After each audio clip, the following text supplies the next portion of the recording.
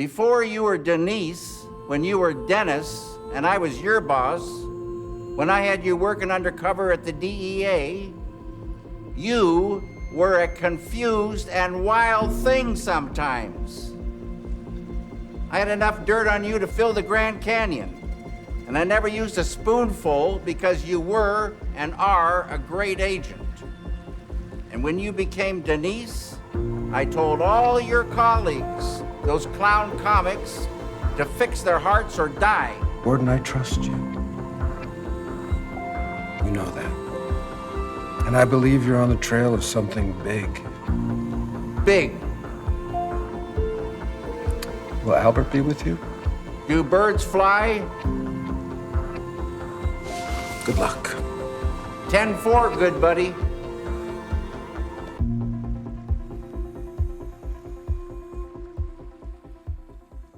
Welcome to the show about the show, the podcast. This is episode 458. My name is Will, aka, do you guys know where I'm heading with this? Mr. Jackpots. It's the name from this episode. Let's go. As always, I am joined by Ben, who went to the North Pole. Hi, Ben. Hello. And of course, Atticus is here, who can't even find his nose, let alone touch it. Hi, Atticus. Hello. That was such a weird line. Like, what does that mean? There's a lot how of those. else are you finding your nose? How else are you touching your nose? You gotta do one to do the other. Anyway, this is a show currently about Twin Peaks. Today we're talking about Twin Peaks Part 4 of The Return. We also have a Patreon where we release a bonus hangout show every week. That's over at patreon.com/Dr. Skeleton. Subscribe to us on YouTube. Okay. Every week we have a discussion question based on the episode that we watch. And there's a question that is frequently asked in this episode to the other characters. And I will now pose that to you, gentlemen, here. Do you understand the situation? It was a good thing to get addressed. No, but I'm very used to that. Part 2, does it get any bluer?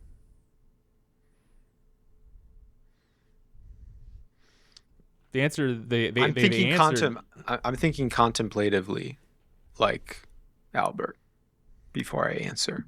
Mm-hmm. If orange is What do you think, Ben? Do Mexico, you where understand is the blue? situation? Oh, you know what I should have done? I should have maybe I can do it live. No, that's a bad idea. I was gonna screw up my white balance really bad.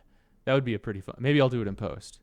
Yeah, That'll it looks be my like some of intro. the pictures that I've been taking lately when I try to figure out how to do the white balance afterwards.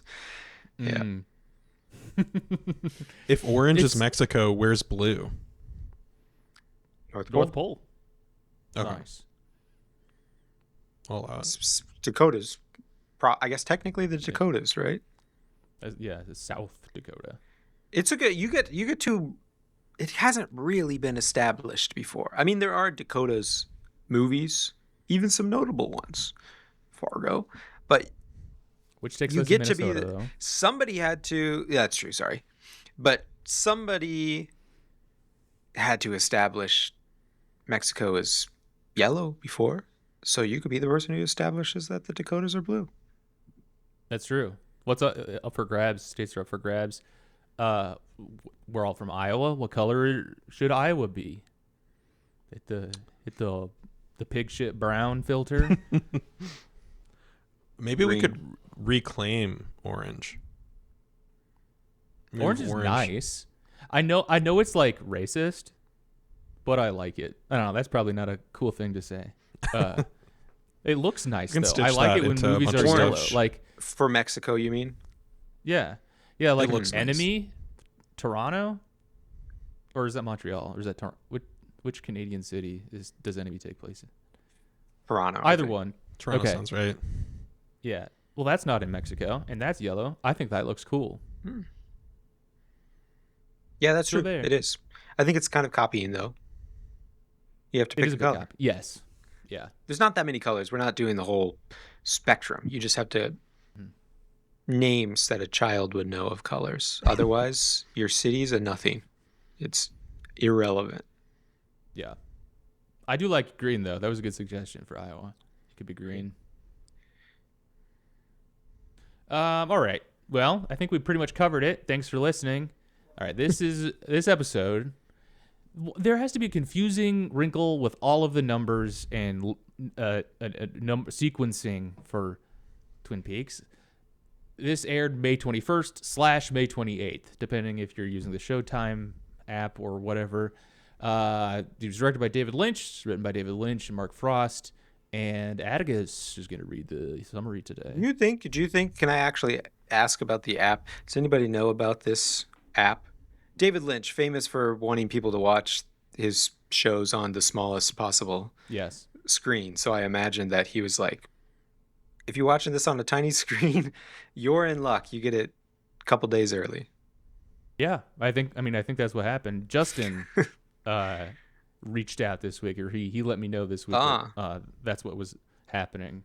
That like it aired on the app early or something. Yeah. Interesting. That's what they call a producer's ruse, or a business, whatever you call the guys who own the studio that everybody loves. The good guys. Here comes the executives gambit. Listen up, guys. At the Silver Mustang Casino, Agent Cooper continues to win the jackpot at every slot machine he uses, earning him the nickname Mr. Jackpots. He is approached by Bill and Candy Shaker, who believe he is Dougie Jones. He repeats Bill saying home, and he is told where Dougie lives. As Cooper starts to leave, he is taken to the casino office, where he is given his winnings, and a limo is called to get Dougie home. Well, he has 8 jackpots, but I wouldn't. He has 8 jackpots, but I wouldn't say he's earned the title Mr. Mr. Jackpots yet. He's going to need a couple more. You don't think so? How many do you need to be Mr. Jackpot? Is this a serious take, Ben, that you don't think he's Mr. Jackpots here? No, it's not at all serious. Of course he's Mr. Jackpots. Okay, of course, yeah. Of course. I think you get to be Mr. Jackpot, like, if you hit 1. With 1, yeah. I think, honestly, if you come out, 2. like, in the positives at all, like, it doesn't need to be, like, 777s or whatever. Like, especially if you in a don't row. lose money, I'm calling you Mr. Jackpots. Yeah. I agree. Yeah. I go to the grocery store, I come back with what I intended to bring. That's Mr. Jackpot right That's there. a jackpot. Didn't get hit by a car today. Mr. Jackpot. That's great. Okay. The incredibly unfortunate presence of Brett Gelman ruined this scene for me. Oh, is he? I think He's like a Zionist, isn't he? He's like the Zionist. Yeah, okay. Yeah. I think I would have enjoyed this otherwise, but I couldn't hang with the Silver Mustang, really. It was fun. I guess I liked Bill and Candy. Fantastic hot dog work by Ethan Suplee with the hot dog. He's doing a lot of like gesturing with the hot dog and like take a bite of it. Is he gesture maxing? He's wiener maxing, at least. Okay, I have a question for you, Ben. When people talk about Dougie, is this who they're talking about? They're talking about Correct. Cooper. Dougie Jones, yeah.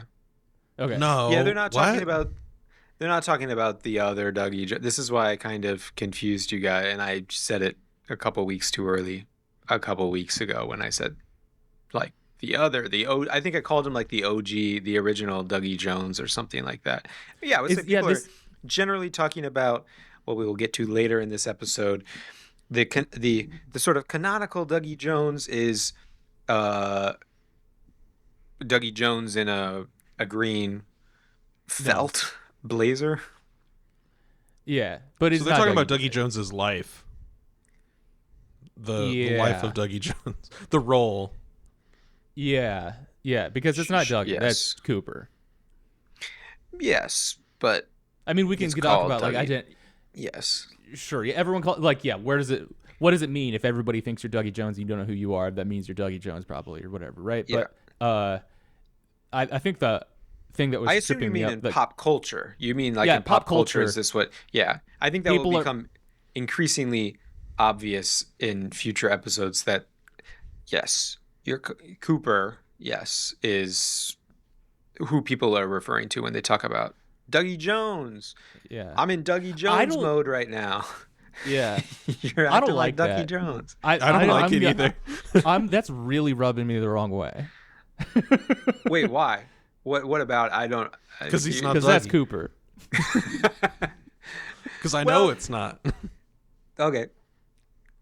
Guy who's only Like, if you're a seen- fan, no disrespect, and this is the nature of our podcast, but says two guys who've only seen 4 episodes so far. okay, sure. We'll see. Okay. We'll see where it goes. All right. But if people were calling this guy Dougie so far based on what we've seen, that would be a problem for me. But you're right. We've only seen 4 so Sure. far. And there's lots of King Arthur names in here. We find out he lives on like Lancelot Court or Lancelot Avenue or something near Merlin's Market, according to Bill. Cooper directs the limo driver with the details he knows about Dougie's house that Bill Shaker gave him. He gets out of the limo and stands with the driver until Dougie's wife, Janey, angrily approaches and slaps him as Dougie has been away for 3 days. She takes him inside, angry with him, until she discovers his money from the casino, which she states can be used to pay off their debts. Ain't it always like that? They're mad The until old they ball and find that chain. giant bag of money. Oh, it's problem after problem until I show you the bag of money, huh? It's a problem. I have a gambling addiction until it turns out really, really well. Until it pays off. Atticus, I hate to quibble with you on this. You said that his wife's name is Janey. I believe Naomi Watts here, her name is Janey-E. Janey-E. I'm skipping the second E, I guess. Yeah. One was enough for And- me. And she admonishes Dougie loudly saying, "You missed Sonny-Jim's birthday." So this is a family of Dougie, Janey-E, and Sonny-Jim. You have families like this. This is a real phenomenon, you know, that families will name in such a way that everyone is groaning when they hear and collection the names. That's like very like Mormon coded kind of naming schemes around here. But I think this is Lynchian name or Frostian or whatever. Like this isn't screaming to me like annoying evangelical family name. This is like, what do you mean your name is Janey-E? You named your kid Sonny-Jim and Dougie. Like that's not like Brakely. Where style. where did Neo American white people names come from? Just somebody's mind? They have an Uncle Qui-Gon.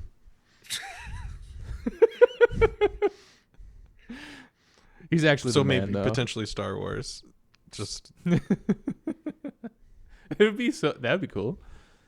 I don't know. I think it's something to do with Mormonism? Mormons. Yeah. But they don't have the Book of Mormon. I don't think there's a Brylan in there or something like No, that. no, it's like a culturally Mormon thing. Like, oh, well, yeah, I get they're- that. I'm just saying, who was like, I've got an idea for us. How about we mix up some names, you know? Yeah, no, they're like, we're the special whites. Somebody had to do Oh, it first, is my kind Yeah. of my point, you know? Where'd the inspiration come from? The inspiration, I guess, all that sody pop that they be drinking. They gone off that sody pop. I'm off the root beer. Anyway, I don't know. This is not a caffeine-free? podcast about freaking Mormons. This podcast is about Twin Peaks, and Naomi Watts is here. I think I'm gonna make you watch Mulholland Drive at some point, Atticus. I think that'll be, Okay. and I'm gonna rewatch it too. I think that'll be fun to revisit. But Naomi Watts is like the main character in Mulholland Drive, and in Mulholland Drive, I was going to Do say, you like- and the movie that I've probably mentioned the most on this podcast, Funny Games, which has nothing to do with any of this. So thank you for jumping in. Yeah. Doesn't she like? It's been so long since I watched it, Ben. So you'll have to help me with this. But she like mines an amnesiac with a bag of money in that too, right? Like there's like very similar plot. Mine's an amnesiac with a bag of money. Sure. Okay, yeah. But yeah, it's all talking with. It's all echoing. And you know what? I've been thinking about the show, and I think that like. Never mind. We'll come back to this later. Well, I'll think of a better way of saying this before jumping in here. But I just think it's interesting that we've got like he's just not shying away from like the echoes of stuff, which is also that's what Damon Lindelof did with like Lost and Leftovers. Like he's just straight up, I'm just gonna do the same thing over and over again. And yeah, I thought he did to great effect. I did look up this week if David Lynch ever said anything about Lost. I don't know why this episode in particular made me think about it, but he didn't say anything about Lost that I could find. I think you would like it though. I think that there's more. I think there's a lot more Twin Peaks in Lost. I mean, I'm sure everyone was saying that at the time that Lost was airing, but I think like with the frustrations that people had with Lost, I think that's the Twin Peaks of it all, a little bit. You would have been a defender. Justin Bieber comment over here. I will. I'm gonna. He would have been a believer. Say explicitly that I don't have any idea whether he would have or would not have liked Lost. Okay, that's probably the right stance to take. I guess. What do I mean by this? I guess I just sort of mean like I think that there's more Lynchian elements, deft Lynchian elements in Lost than people maybe give it credit for. Like how like the weird like glowing island thing in the middle of at the end, like down in the cave. That's kind of like slapdashedly introduced. That's very Twin Peaks to have, like it all be about. So there you go. Cole visits with Bill Kennedy as he waits to meet with Denise Bryson, who is now the FBI chief of staff. He informs her about the situation with Cooper being in the federal prison in South Dakota. Bryson displays doubts about Cole's decision to bring Agent Preston with him, but Cole reminds Denise of the support he has given her throughout her career. Denise voices her support and Gordon leaves. And the crowd goes wild for Denise. Fix your hearts or die. Yeah. This is a very famous monologue here, and it's even better in context. I don't know. I think I've definitely like heard the like fix their hearts or die, or you know, like I know people like that. This whole scene was very moving to me. This worked really well for me. Lynch is speaking very directly. He's putting his foot down about this. Is support for Denise, trans character, and it ended up being like his last major work here. You know, Twin Peaks: The Return. I think that's cool. That was cool of him, and I really liked the way that they interacted and that they interact. I like Denise as a character, and I like the, you know, like 10-4 old buddy at the end. Like that's just great. I loved it. What do you guys think of seeing Denise again? I thought it was good. He did dead name her. Felt like he said when you were Dennis. Yeah. But I do, maybe that's more of a hypersensitivity, like, I don't know, a way, signifier of support of not doing that, of a more modern, like, very, I don't know what to make of it necessarily, but I thought it was good besides that. Sure. I think that, yeah, and then also we talked previously about how, like, you know, David Duchovny is like a cis man playing a trans character, that, and like you could cast a trans person to play a trans person. I do think though, like it's like a realistic, like kind of like old man but like earnestly loves this like friend of his, and he's kind of saying it the way that he would say it, even if it's not like he's not up on his words or whatever, but like the sentiment is there. Yeah. What did you think about it, Ben? I teared up when they said Federal Bureau of Investigation. A bald Because eagle they're after soared you. across. You didn't my want to be ceiling. reminded. Yeah. Yeah. Yeah. There's just someone in the background quietly, like, shredding Epstein documents. Make sure to censor that like a number of times for some reason. Like keep redacting the same line over and over again, different layers.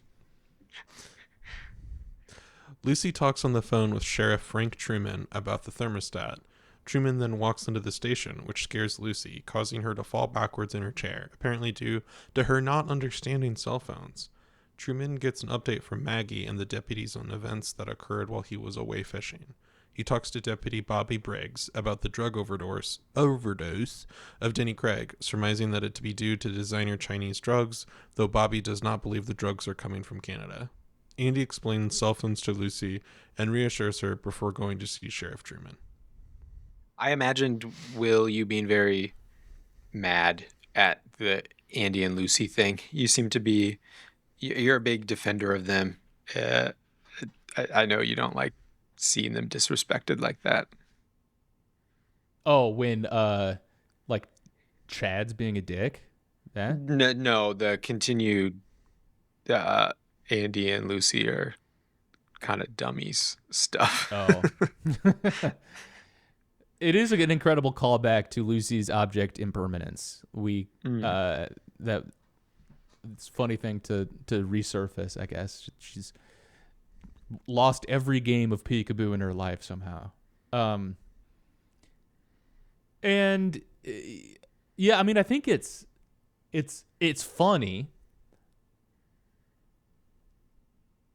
But it does feel like that scene in the first season, maybe, or was it the second season when Andy hits himself when he gets planked outside of Leo's house, and he's just like wobbling there for so long. I didn't like how they did my boy dirty there, and I think they're kind of doing Lucy a little dirty here with how hard she's taking it, but it's not quite as bad. It was funny. We'll get to Wally later. We will dig into Wally, but we see the family photo, the Brennan family photo behind Lucy's desk. I think we've seen it in previous episodes, but it was clear here too. And by clear, I mean like we see the photo. It's definitely not clear like the faces. And I guess they're obscuring. I don't know. This is like a bad Photoshop or something. Wally looks like the glass box demon in the family photo. He's like blurry and smeary. I don't know how intentional that is to be so off-putting, but it's like really uncanny there. Okay, what do you guys think about Lucy and Andy, I guess, in this scene? It's a funny scene. I don't have anything deep to say about it though. I kind of agree. I chuckled, but also felt like this is a little much. I don't think Lucy and Andy would be this way. I think they would be wise and like calm by now. But it is a little sad to sort of see that they like maybe got like more neurotic over the last 25 years. Like you kind of hope that they would like figure it out or like complement each other and sort of like, okay, we can each be our own people and help like open up the world. But it seems like they have developed like further issues since. Although they do fit together still. Like I do still ship them. But it's less that they're like whatever it is, like you fit together and like the partner is like helps you with your weaknesses and you help with their weaknesses, but like it seems like they're just as they're somehow less than the sum of their parts or something. I don't know. It is great to see Robert Forster though. Fun to see him. That's a good face. Great to like the casting in The Return is so interesting. Like everybody in the first couple seasons, every single character had like such a face card, you know, like everyone just looks so distinct. Even Del Mibler, I mean, especially Del Mibler, but like everybody was so interesting looking. And in The Return, like most of the new people, or I guess it's kind of split. I feel like, did we just run out of distinctive looking people? There's just so many just very normal looking people in the Return that like looks like you're watching like a YouTube video or something rather than a TV show.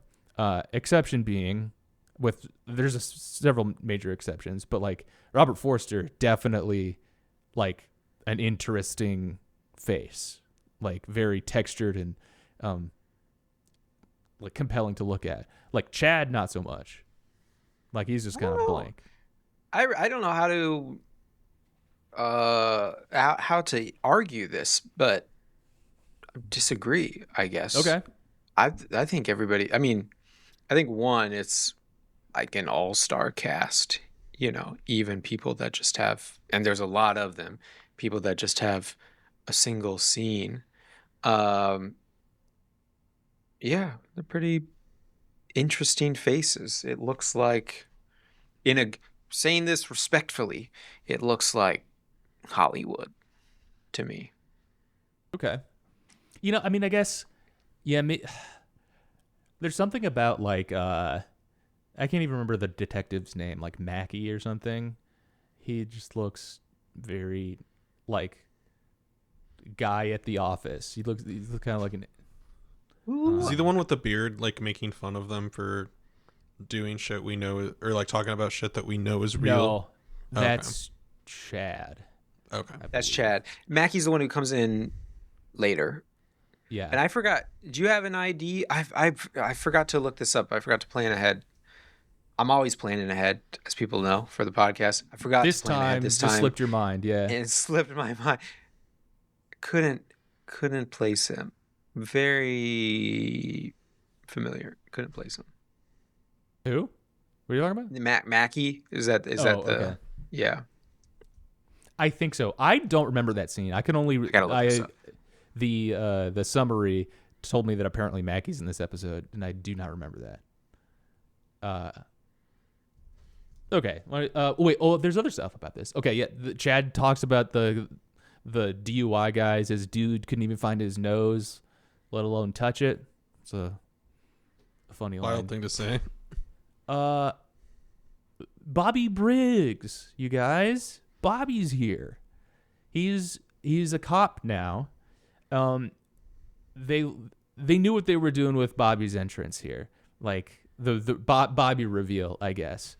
Like the heroic pushing in the hallway, leaving just enough room for applause. And you know what? I filled that space with applause. It was great to see him. Dana Ashbrook aged incredibly well. He has always been one of the most beautiful people, and now he's like middle-aged Dana Ashbrook. Hot damn. He's looking like Johnny Knoxville out here. He does look like Johnny Knoxville. I guess he got away with that murder. I guess so. Yeah. How did you guys feel seeing Deputy Bobby Briggs? I don't know if the police force should allow someone to turn their life around into the police force the way they've let Bobby. But I guess like police are not the opposite of bad people. You think that Bobby was too bad of a person to become a Leo? He had quite a little. He had some run-ins with the law with these officers. You know, That's true. I think, on the contrary, Bobby might have been too good of a person to become a police officer. Mm-hmm. Yeah, I think he made some mistakes, but I think he's a good he should dude. have a badge and a gun. He should. The him seeing Laura's photo and the music swelling. I think. Oh wait, no, that comes next. I'll let Atticus read that paragraph. Sorry. Truman meets with Hawk about the message from Margaret's log with Deputy Chad Broxford present. Chad Broxford. I didn't realize that was his name. That's so funny. Officer Broxford. Ooh. Andy and Lucy enter and defend the log lady from Chad's remarks until the sheriff dismisses him. Bobby comes in and sees a photo of Laura, which causes him to become emotional. Bobby notes that Cooper was the last person to see his father alive, which Truman and Hawk were unaware of, but he does not know what Cooper and his father discussed. Deputy Jesse Holcomb enters to announce the arrival of Andy and Lucy's son, Wally Brando. The Brennans excitedly leave, and Holcomb says Wally intends to share his respects to the sheriff. Okay, this is where Bobby cries. Sees the photo of Laura, and this is where he says, brings back some memories, which is the sort of like title quote of this episode. I like what they're doing this season, like pulling a quote from the episode like that. That's cool. I kind of think Lynch and Frost are maybe rubbing our noses in it a little bit. As far as like with I was hoping I was going to develop a more articulated way of saying this over the week, and I didn't. So bear with me, folks. The Return's a strange show. It seems to be even stranger than the first two seasons. It seems to not be at all interested in returning whatsoever. This scene is like about as close as we've gotten. We get the old music. We get we get Bobby. We get the photo of Laura for the first time ever back in the Return, and it's a reminder of like where this all started. And I think it was a deft move on their parts to sort of show like, yeah, we could do that. We're deliberately not doing that. We are not gonna go back to this well. We're doing something else. And I feel like a little complicit though, because that was such a wonderful scene, or I really enjoyed that. Would that be the worst thing in the world? Right. And not to say I don't like other aspects of The Return. I just think that like it's like I said before, David Lynch literally speaking like direct to camera earlier, but I think there is some very much strong meta communication to the audience in this episode too, about like what the show is and is not. I didn't think of that, but I do like that as that picking up or I feel like you always pick up on stuff that about like speaking to the audience, like fans particularly, and I think that's a good one about like we haven't lost it, or like we could have you wrapped around our finger in this way if we wanted to. I love scenes like that though, like when there's a scene in Mulholland Drive that like is very very much like that. Like damn, they're the acting and all of these performances are always so like wooden and weird. And there's a scene where Naomi Watts like gives an audition as an actress for something and like gives a very like naturalistic and interesting and compelling performance, and then like that ends, and so it's very much like I could direct that. I could do that, and we're not doing that for reasons that I have. And there's a whole arc in what's the French Dispatch, I think, is that the one where Benicio del Toro is a painter, that Wes Anderson movie where like there was a really direct part there where Benicio del Toro is saying like I could paint it to be photographically perfect, I just choose not to. And then like that's Wes Anderson being like I could make them do stuff normal style. I don't want to. And you know what? I think this is actually a pretty good segue, the Wes Anderson segue into what this next scene is. I felt something swelling up. Like I didn't have any idea what was about to happen, but just from the dialogue, I had something prepped in my mind. Like, I can't wait to meet Wally. Yeah, that's they're all I building had. Wally up as pretty big. Wally, dressed like Marlon Brando in The Wild One, greets Frank and tells him he hopes the recovery of Frank's brother, Harry S. Truman, and gives his parents his blessing to turn his room into a study. When Lucy asks him to tell him about his travels, he goes on a speech, speaking with a Marlon Brando impression. After this, Truman awkwardly goes inside. I can't believe I never knew Michael Cera was in this. I love that I made it here, that I got to be surprised by this. I'm very glad for you guys as well. I felt euphoric watching this scene. This was incredible. That's how I remember feeling the first time too. Like, I mean, I was really enjoying it as the episodes were coming out, but I do remember feeling like rejuvenated, I guess, again. yeah. Just wow, man. I don't know. Like, I think Michael Cera is such an interesting actor. I think he's an underrated actor. I think he's very well known for his comedic performances, and a lot of his performances, almost all of them, are very funny. But like, he's got such a specific vibe, and it always helps a movie or TV show or something. It always helps a scene, or when it's used correctly. I don't know what I'm trying to say here, but you can see why he's such a great addition to Wes Anderson's tool set, like with this scene. And it made me think he's worked with a lot of auteurs. Like that. I think people are like, whatever. I'm so dumb. We're like, you know what? I think this like very famous guy might be good at his job. But like, he's got more chops than maybe people give him credit for. I don't know.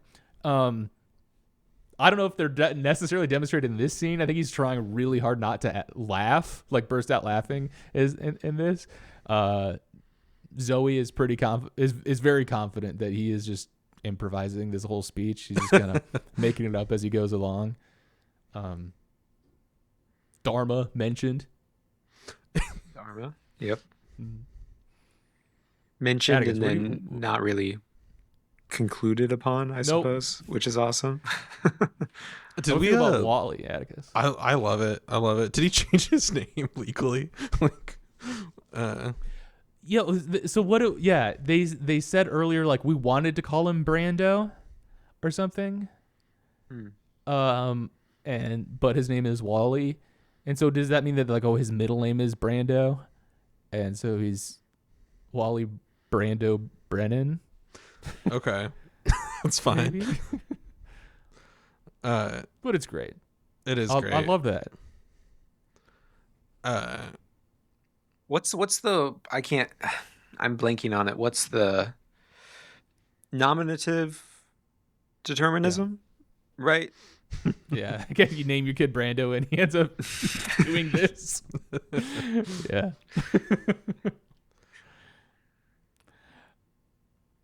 It is like fantastic. What do you think Andy was as a child? Like, what did Andy?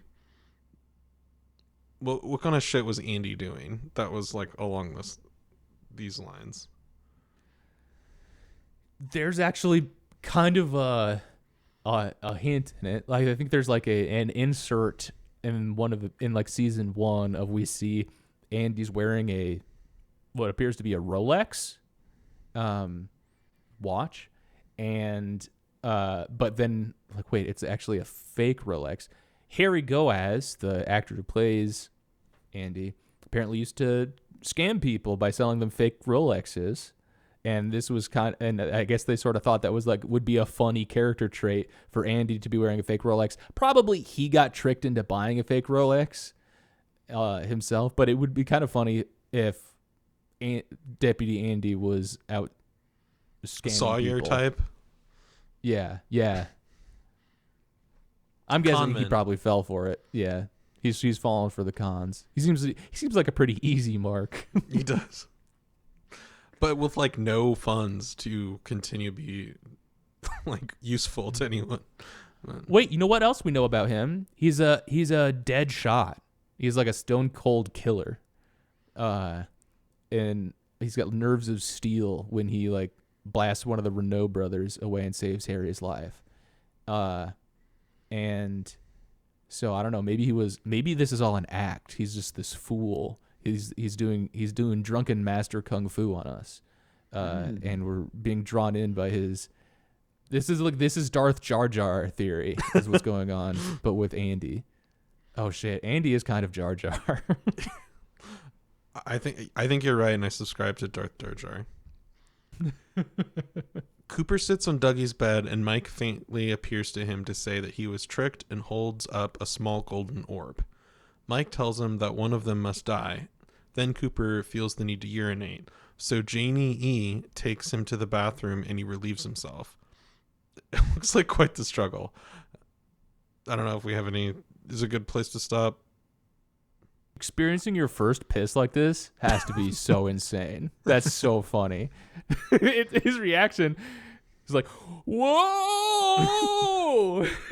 When he starts pissing. I mean, yeah. If you don't know what this is, that starts happening. That's crazy. That's hilarious. Zoe said, I would have taken you to the hospital so long ago. Yeah, people are being so ridiculous. Yeah.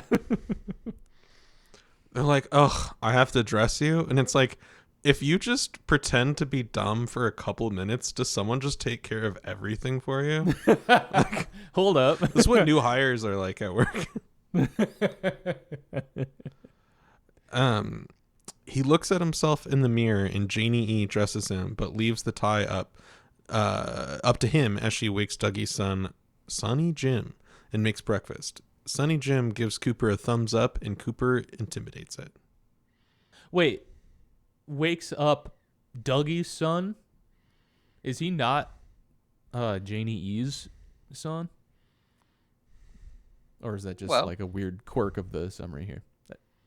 This is like calling Cooper Dougie Jones. Dougie's son. Right, I see. Duh, right. I just did But the it is thing that I another was call somewhere. out to say that that's not Dougie. Right. Yeah, Dougie's son. This is Cooper, yeah. Sonny-Jim. Anything on this? No, I got more on the next thumbs scene. up is cool. Yeah. With Dougie's tie over his head, Cooper goes to the breakfast table where Sonny-Jim helps him sit down and eat his pancakes. Janey-E brings him some coffee and he takes a sip. He spits it out due to the heat and grins, saying, "Hi." I like how this is one of those, like, you know, kids are pure type of scenes. Like Sonny-Jim can kind of see what's happening, but also the fact that he still doesn't do anything significant about it, also doesn't take him to the hospital or anything like that. It's just like, damn, I can tell what's happening to my dad. LOL. Kind of fuck around with him a little bit. Yeah. Mm-hmm. Those pancakes looked really good. Maybe those pancakes look delicious. There is a big owl jar on the counter behind Cooper. Sonny-Jim nails the syrup pour on the pancakes. Shout out to Sonny-Jim there. Okay. We got to talk about the outfit. He's wearing a green jacket, tie on head, white shirt, brown pants. Atticus, what do you think about this outfit? I don't really like the jacket. I don't like the green. I liked Ben, the what do yellow. you think? Wasn't there a yellow last episode? I think that's what OG Dougie Jones is wearing. Yes. He disappeared in the yellow. Okay. When he disappears. Yeah. I assume he's got a Saul Goodman ass wardrobe of garish That's a good suits. comp. Yeah. Ben, this is I know enough to know that this is an iconic fit. Yeah. That he was Looks comfortable cool. I in. mean, it's good to hear your pure opinions, but yeah, it's at the very least, it's grown on me, or immediately grew onto me, I suppose, back in the day. Okay. Unfortunately, to me, tie on head is a little bit too quirked up for me. That's a little How'd the tie get a up there? little random. Ties How'd don't the go up there. How'd it get up there? How'd it get up there? He's not messing around. Dude, what I do like though, like in a movie and you show somebody who is like an office worker who has a lot to drink at like the Christmas party, putting the tie on your head, like like up around your forehead. That's a good trope, costuming trope. Mm. Like at parties, if the ties are on the head. Yeah, like or like putting glasses on to show that time has passed, or you've aged or something. It's the same characters before, but you put tie on head. Drinking alcohol with your breakfast to signify a problem. You're gonna be canceled for that one. When I published my Vox explainer on the problematic past of the tie around the head, my guess, tie around the head is racist. It's Oh, really? It's not just like it's my, a silly place to put a tie. my Okay. armchair anthropology. I think it's people imitating the bonsai thing, the Japanese Like bonsai thing. Okay. What do you call that? Actually, what do you call that thing? Is it called? I thought bonsai was a tree. No, yeah, I know, but I want to say like it's like ninja stuff, or is that racist to say? I think it's They have, probably like- same Oh, a mask. That's a same mask, not a forehead origin. thing. Like Ninja Turtles. Yeah, that's true too. Yeah, but I think that's Japanese thing. Wisely staying quiet. No, come on, get in on this. It's fun. We're having it. We're having a good time. I We're simply splashing wouldn't put around. it around my. But he, Dougie Jones, over the head, not It is over the head. around. Yes, yeah. He's marked safe. It's kind of giving dog to have like big floppy ears, like a tie. Yeah, ear. there you go. There you go. I actually have some groundbreaking news to share on this point before we move on.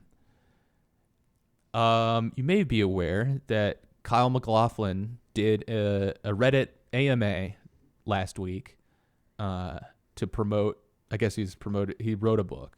He's wrote it like a memoir, but he's out there to promote. But he did an AMA in the Twin Peaks subreddit, and I asked him a question. I don't like the implication that I would know what's happening on Reddit, but I will let you proceed. I would love to imply that you should perhaps know what's going on with Twin Peaks, though, or Twin Peaks and culture.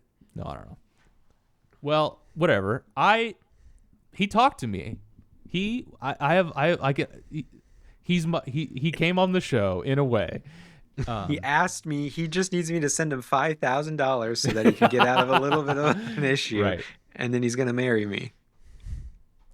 What kind of Twin Peaksy message did he get through to us? Was it what did he whisper into your ear? Well, I asked Kyle. I call him Kyle now. I asked him if he had a favorite Twin Peaks outfit, and I asked him what he thought Dale's favorite outfit was, because they could be different. And his answer is, I demanded they made the return so I could pop out in Dougie's suit. And so this is, I assume, the suit that we're talking about. This, because I've seen like the GIFs and the photos or whatever of Dougie before. It's this green jacket and the tie. So Interesting. insight from the man himself, who I gotta say, and not just because we're close friends now, he's doing a very good job in this episode. He is earning his paycheck. Yeah. Yeah, when I text him, I'm gonna say this. I know I'm your friend, and like, but I just say this as a fan. You're doing a great job. Yeah. Great work. Great work. Also, thanks for doxing yourself. I'm looking up your Reddit account now, seeing what the other questions you've been asking. Oh, I see you just asked small penis problems. Mod? He's a moderator? But his flair is like shepherd. He's like shepherding his flock. He doesn't have the small penis himself. What was the like the sweater guy, like Ken Bone, that he asked that he was like an undecided voter, then they found his history, and he was talking about like submarines or something, but it was like he was like also some fetish subreddit. Yeah, before I release this, I'm gonna go through my comment history, make sure that Constance Talbot shows Chief Boyd and Detective Mackley the results of the male John Doe found in Ruth Davenport's apartment, but she has blocked access to the victim's identity and records which require military authorization. Can I get your military records? I'm very bothered by this Mackie. Is there a Mackie, or is there just the Mackley? Oh, Mackley. Sorry. Mackley. I think I said Mackie. It's from earlier. Okay, yeah. I was trying to find this Mackie earlier, but I can't. So I got to find that other guy. That's my bad. But Mackley? How do you say that name? McClay? I don't know. McClay? Do you guys remember this scene happening? No. You don't? I don't remember it happening. Ben, do you remember this scene being in the Actually, episode? no, but I was immediately thinking about the Mackie thing. Okay. Because I must have missed this. I don't I believe the summary that the scene's in there, but I don't remember any of this. I can't picture a goddamn word of this paragraph. Yeah, actually, now, whatever. Skip it. Skip Sure. it. We've done worse on this podcast before. Skip it. I don't think it happened. The three hosts of this podcast all missed the same scene. It'd be a really funny outcome, but it's very possible. I mispronounced all of their names and then didn't see the scene. Cole arrives in South Dakota Airport with agents Preston and Rosenfield, and they are greeted by two FBI agents, one driving them to the prison where Cooper's doppelganger is being held. They are presented with the contents found in his trunk: cocaine, a machine gun, and a dog leg. They then interview Cooper's doppelganger, who claims he has been working undercover with Philip Jeffries since his disappearance, and that he was on his way to inform Cole about his activities when he had his car accident. This is going to work. I've done this at work before. I was on my way to tell you. Hey, we got more Albert. I was worried that we were done with Albert. And so every frame of Miguel Ferrer is a gift. So yeah, there's that car ride where Tammy's like asleep in the front.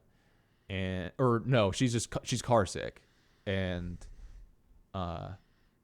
Albert tries to tell Cole that she's car sick, and he's like, "Car sick? That's in Russia." That's just and then he jump scares the driver. Yeah. Mr. C's mugshot is a selfie of himself. I thought that was kind of funny, or just like the angle of it. There seems to be like a pretty wide angle lens, pretty close. That's like very much like he took a selfie right Listen, up against. Do you have a photo we can use for your mugshot? And minus the height chart in the background, but maybe not. This is the mugshot or the profile picture for like everybody in Iowa, for all men in in Cedar Rapids. It's some version of like straight face, just his phone very close to the face, and sometimes it's their mugshot. Okay, his mannerisms, his speech. Super unnerving, very uncanny. His eyes Yeah, are awesome. completely dark. It's so awesome. It's like when the gummy hits type beat. Is there a scarier haircut too? It's a scary haircut. It's a scary haircut. I'm guessing they filmed him at like 30 frames a second and then slowed it down just a bit. I was gonna try to do that for this intro today, but ended up wanting to do something else. Zoe had a good theory. She mentioned like he seems to have lost something after that throwing up. He seems to be different, Mr. C, before and after, and like he is kind of Dougie like in that way, or like, I don't know, Cooper new body like. But he's not quite at like the level of reduced. I think he's being diminished, and Cooper is being augmented, I guess, throughout the episode so far. And it made me think, like, Dougie's whole affectation. I guess is that what I should call him? Cooper's whole affectation. This like very blankness on him, but then he's developing this enthusiasm, especially around Sonny-Jim and the pancakes, whatever. This reminds me of Cooper at the very beginning of the show, back in season 1 a little bit. It kind of seemed like he was fresh to the world then in some ways. Just fucking happy to be there. Yeah, it seems it almost feels like this is like the first time he's seen trees or tasted coffee or tasted pie in these ways. He seemed very, very fresh, even though we know he had a past. But I just think this is an interesting echo there, that we have seen Kyle MacLachlan do this before as Cooper in a way. Okay, and David Lynch. I'm sorry, I just have a lot on this scene. But this is the last point here. David Lynch does a lot of acting in this episode, and I think he's really good at it. Like he delivers his lines in kind of a funny way sometimes, caustics, whatever. But there's some extreme close-ups like on his eyes here. Then he's doing something. I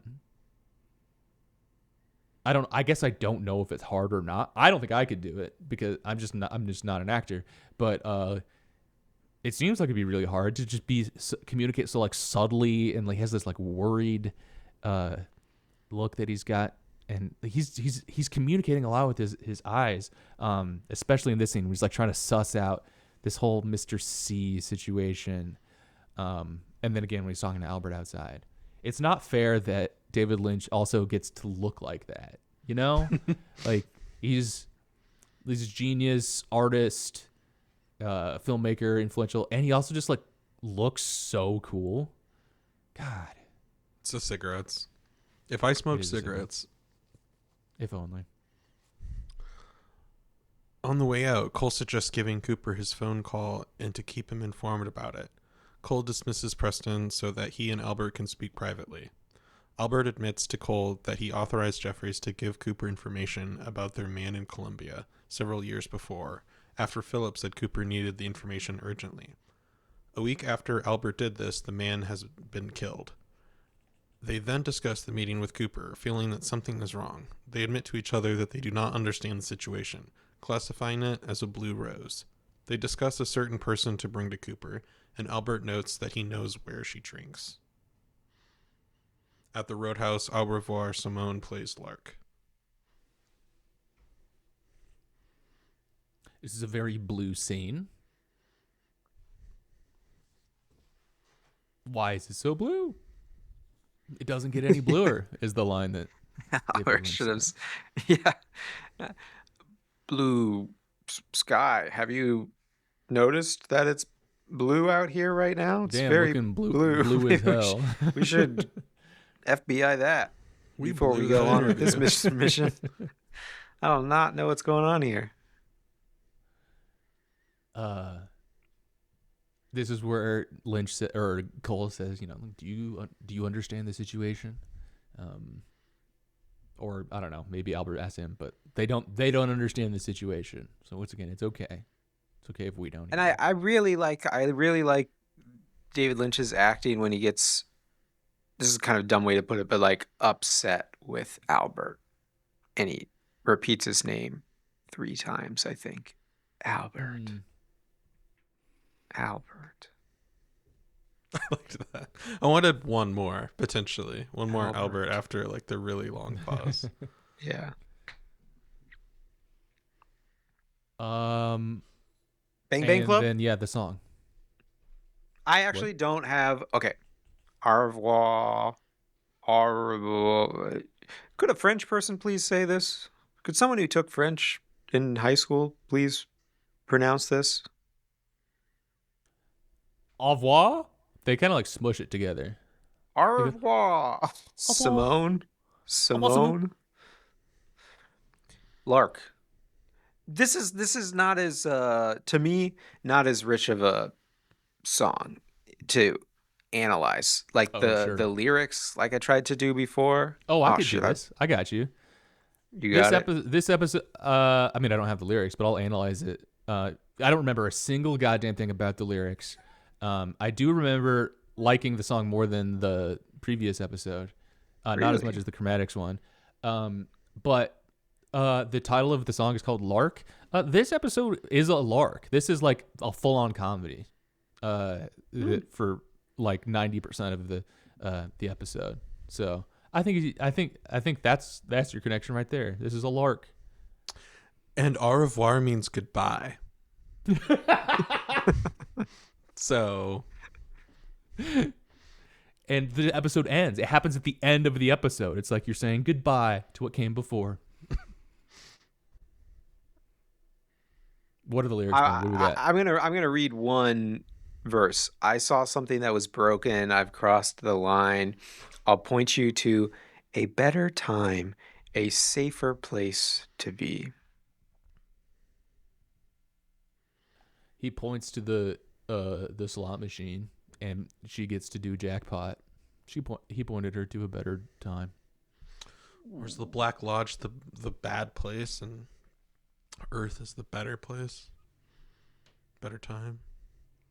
I think it's a cool musical group to have. It's like 3 keyboards. Is that what it was? This is definitely the oldest song that's been played so far. I think the other 2, the Chromatics one was recorded for Twin Peaks.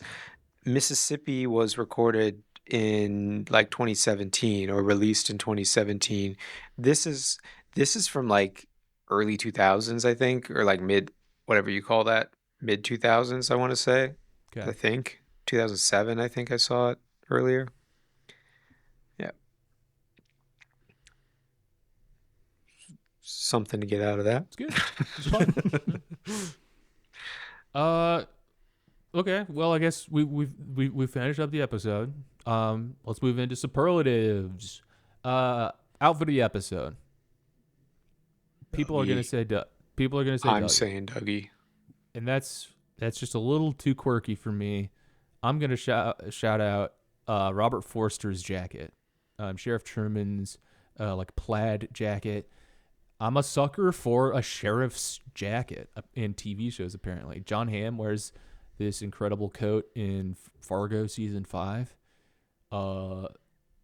That's really cool. And Robert Forster's jacket here, also really cool. I feel like it's odd that we're not talking Wally. We're not in Wally world right now. That's good. We should probably be in Wally World. We should at least stop by Wally World. I like that fit. I also like Lucy's sweater. I know she's racked up quite a few superlatives, but yeah. It's kind of a dynasty team, like always in the finals. Like you can just reliably think, Lucy's a safe bet. She's going to get to the playoffs. Early this season, Ben, you said that there would be an obvious superlative that would come out, like to compete with the best outfit. Have we Have we skipped something obvious that we should be comparing? I have to think what in the world I meant by that. Maybe I meant Like best I was song? probably talking. Yeah, I think I was definitely thinking of the music, but that doesn't really okay. work per Because episode. it's like that's my favorite song this Why? episode. Favorite Roadhouse performance of the episode. Yeah. Yeah. In universe, wait, on the clothing thing, outfit. Not saying it's my favorite, because it would be disrespectful. They were being disrespectful. But in universe, FBI agent Tammy Preston definitely had the outfit getting the most attention from her fellow FBI dudes. Yeah, I guess there is. We didn't really talk about that. Is that like Denise suspects Cole of being a bit of a perv, I suppose, or Yeah. being sweet on Tammy because she's young and beautiful. I know we made Krista fun Bell. of you.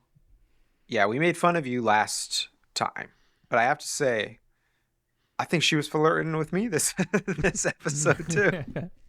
Yeah, When they were yeah. walking, No, she's doing something with her When they're performance, walking. for sure. Yeah.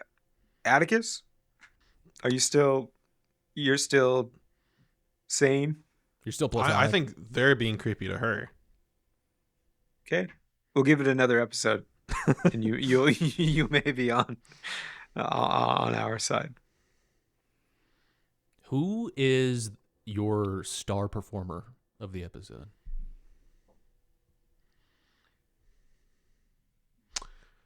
David Lynch. The director For me. himself. That's a good one. Maybe Mr. Michael Cera. Okay, yeah. That's a good one. That's a good one. I think it's too. probably David Lynch, but I gotta. Well, You gotta support Said up and coming he made actors. Us feel euphoric. So That's that's true. something. yeah. I do love Michael Cera in this episode, but I'm gonna have to keep it on the DL. Is Big Daddy Lynch. He's the man. He's the man. Can you imagine, Will, knowing that Bobby Briggs would be returning, played by Dana Ashbrook, and you wouldn't be giving him performance of the episode? God damn, you're right. He does do an awesome job. But I mean, I'm just happy. I'm just happy he's there. I think I would. It's he does a good job, but I think I would just be happy to see him kind of no matter what he did. Yeah. So he's got a very low bar. Not that I'm like being like, okay, David Lynch, better earn your screen time. Although I am a little bit. It is like you do have to earn your screen time, especially if you're a director. Like doing this, like if you're gonna put yourself on screen a whole bunch, you better have Earn it. something that you're bringing to this that nobody else can do. And gall darn it, he does. Okay, I'm gonna read a review of this episode from IMDb. This is user Mr. Don Leone. And so it comes to be that episode 4 of the new season of Twin Peaks. There's no punctuation in any of this. And so it comes to be that episode 4 of the new season of Twin Peaks really is better than the previous movies, episodes of this series, but it's really not good as well. That's a bit more funny with Cooper, but for the rest of the whole thing is really dreadfully boring and totally incompatible with season 1 and season 2 of Twin Peaks before really good, but even then, so season 1 was great and season 2 of Us, less great, but season 3 real is not good at all, and that is so incredibly sad, you know. Damn. Really makes you think. Makes you think. And I've been having a good time just poking around. I'm just reading different sections of IMDb on the podcast now, but I saw that this is the major goof of the episode. You know, like production goof. You'll be like, Continuity goof. yeah. There's actually not a town in Minnesota called Fargo, is in Brainerd, whatever. This one was submitted. Well, I'll read. Okay. When presented with Cooper's possessions at the prison, the HK-MP5 submachine gun on the table has the magazine inserted into the weapon the wrong way around. Whoa. Also, bonus error. While they call it a machine gun, it is technically a submachine gun. This was submitted by user Ben, it looks like. Yeah. The gun Yep. guy. So a big gun. We got ourselves a gun flub here from So that's the worst kind of flub. team. Is it a flub? Is it real? Maybe it's maybe you're supposed to take something away. Magazine backwards, you mean manga? There you go. Thanks. Nice. I think we're dealing with an amateur here. If I think if you put the magazine in backwards, you pull the trigger, it shoots you. And so we got somebody who had a death wish. They wanted to submachine gun themselves to death. Going out. What if someone put the gun around the magazine wrong? Whoa. That's The probably what he's magazine's trying to get us face to think about. Is fine. It's oriented perfectly correctly. Had you guys ever go to doesthedogdie.com? I have been there, yeah. Yeah, I thought about that with the dog leg. I know that I was gonna say I wonder if they put it on the site, but like I've read enough stuff on there that they definitely do, that it'll be like, yes, kind of. Does the dog die? Kind of. There's a dead dog leg, which did make me sad. I don't like a dead dog leg. I don't like that. Don't like that. I like the machine. Is there gun. is there like the sad submachine dog gun. stuff that happens in this thing? No, I don't think so. I don't. Okay. I don't There's remember. been so Actually, much I don't fucked remember. up shit on this Yeah, show. I don't recall that. Yeah. I don't know. I know I'm doing the thing. Whatever. What was the but- first? What was the first thing before the submachine gun? That magazine inserted into the weapon the wrong way around. No. But they had three things on the table. One was a dog leg. One was a machine gun. Oh. Cocaine, a machine gun, and a dog leg. Interesting. Cocaine. All right. Well, that's the show. Thanks for listening to it. Next week, we're going to watch part 5 of The Return. And I think that's going to be... I think we're going to have a different cast because of various reasons. The show I'm switches cutting up. you guys loose. Oh, us, our cast. Yes. Yeah. Thanks for listening to the show. We'll catch you next week. Subscribe to us on Patreon, patreon.com/drskeleton. Write into the show, drskeletonsartschool@gmail.com. Subscribe on YouTube. Thanks for being here. Ben, hit him with the catchphrase. Wear green blazer. Yes, sir.